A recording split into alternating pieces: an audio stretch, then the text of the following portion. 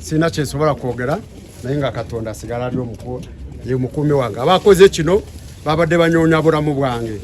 Nina empalana nnyingi ebintu ebikwatagana ne estate naye kasita namwe mulabi.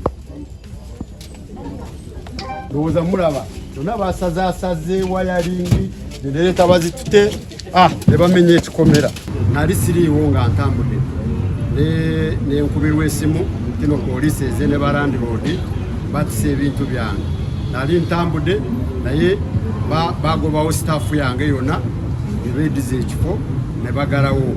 Mbadde nsasula eno estate ebbanga ddene RDC njagala olabe this is 2002 eno gundi ya Katerega Joseph Katerega 2023 nali nsasudde nasasula ne September kati ngenda ku September okudamu okubasasula esente zaali zino okuba eza August nga September bantute mu kooti bataminate nzerizi yange ate nga mbadde nsasula. Bwe nagenda mu kooti muno musango kooti negugoba ne batusindika Wakiso tuva Wakiso bo bava Wakiso ne bakomyawo go musango nansana tebansavinga nakomawo kati ate kumande twali tuli mu Wakiso mu kooti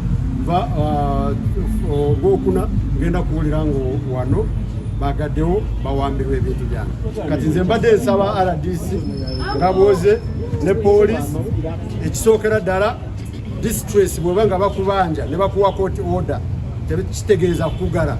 So njagala banzigulireko nzize ne bakawutanta asobola kumpandikira ebintu manye byatwalibwa kubanga kati sobola kubagamba damage yenkana weti oba machine ze batuteza slot machine buli machine emu egura $3.5 batute machine musanvu kati ziba zetemekezo awo wenkomye ne Wanyondo wa court njagala mulabula namubulira tulina akakiiko kabaita district security chi committee ekiwandiiko kyonna ekivudde mu court gye kirina okuyitira ne tulaba nti embeera yegenda buki si kusala busazi ye n'akola ki najja ey'ensonga emu. Ensonga ey'okubiri kwe kubeera nti sayidi eno ebanjibwa efuna obwenkanya nga waeri n'ekiikirirwa okubeera nti bagenda tegeera nti bye batutte ebya $3.9 kwakati omusajja ono oba stress ye oba kizibu oba kiki yaga abattu ebintu bya 105 n'okugenda waki